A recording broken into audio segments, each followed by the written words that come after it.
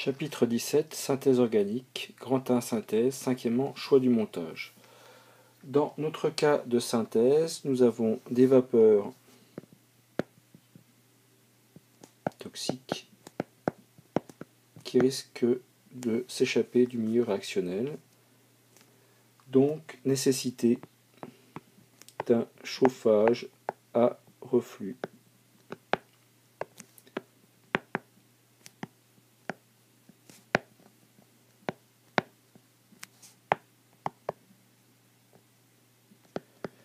Le chauffage à reflux est nécessaire du moment qu'il y ait des vapeurs, même si elles ne sont pas toxiques, qui risquent de s'échapper du milieu réactionnel, puisque nous tenons à tout conserver à l'intérieur du milieu réactionnel. Donc là, ici, les vapeurs ne s'échappent pas.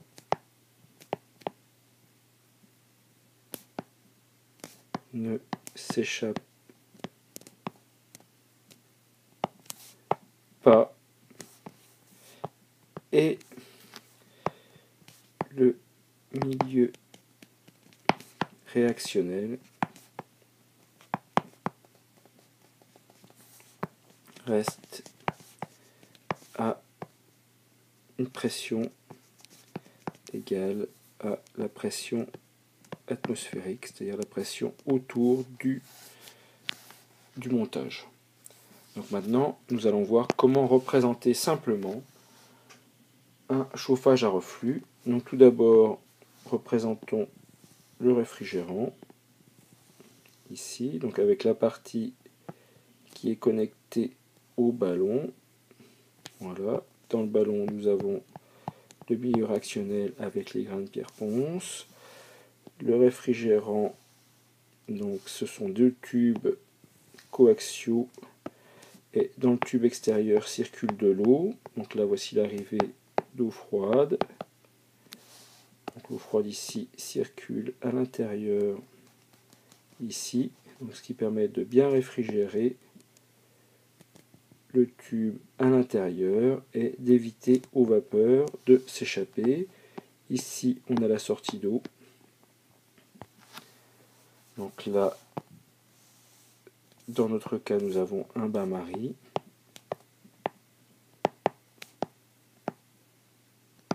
Ici, le réfrigérant.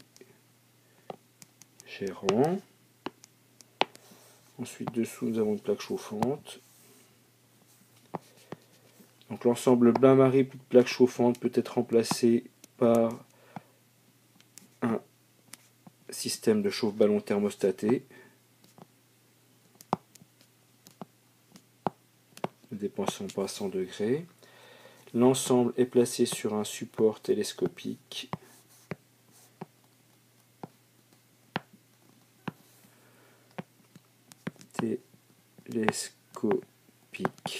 Ce qui permet de baisser le bain-marie si nous avons des problèmes de chauffage, et le ballon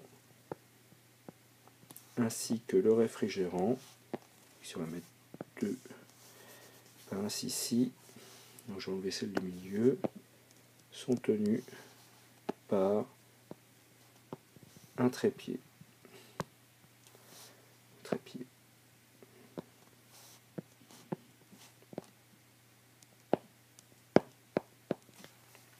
Donc là, il y a le ballon avec le milieu réactionnel.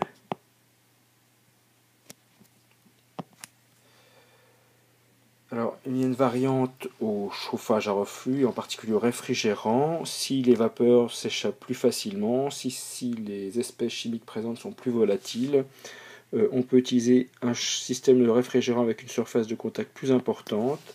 C'est le réfrigérant à boule. Donc, nous allons représenter ici. Donc, à l'intérieur du réfrigérant, il y a des sphères qui permettent d'augmenter la surface de contact entre le gaz qui s'échappe du ballon et l'eau froide. Donc là, voilà le ballon ici, avec le milieu réactionnel. Et à l'extérieur ici, nous avons encore la circulation d'eau qui arrive ici eau froide. Là, l'eau ressort ici et elle circule ici. Voilà, et ici. Donc autour du cylindre dans lequel circule, qui est relié à l'extérieur, donc qui permet de maintenir le ballon à une pression constante qui est la pression extérieure. Donc ce montage, c'est le réfrigérant, c'est le réfrigérant à boule. D'autres montages sont bien sûr possibles pour le chauffage. S'il n'y a pas de risque d'échappement de valeur, un simple Erlenmeyer suffit. Si nous voulons extraire un des produits de la réaction par distillation, c'est-à-dire par son température d'ébullition, on peut procéder ainsi. Donc au-dessus du ballon, on place une colonne à distiller avec des pointes comme ça. Ça s'appelle un vigreux. Ici, nous avons le ballon avec le milieu réactionnel. Donc là, je ne mets pas des commentaires, enfin, je ne note pas l'ensemble du schéma, en tout cas pas ce qui a été fait jusqu'à présent. Et au-dessus du vigreux, donc les vapeurs vont s'échapper, toutes ici. Donc je vais représenter en différentes couleurs. Donc là, la bleue, c'est celle qui a la température, par exemple, qui est la plus volatile, c'est-à-dire celle qui a la température d'ébullition la plus faible.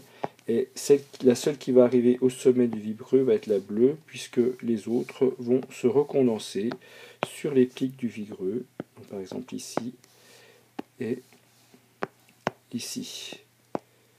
Donc au sommet du vigreux, on n'a qu'une seule espèce chimique, donc ici on met un thermomètre, et ici, pour récupérer l'espèce chimique, on place de nouveau un réfrigérant, comme ceci. Donc en faisant circuler de l'eau froide dedans, voilà, l'eau froide arrive ici, et ici l'espèce chimique donc se recondense et on la récupère par exemple dans une éprouvette placée ici. Donc ici espèce chimique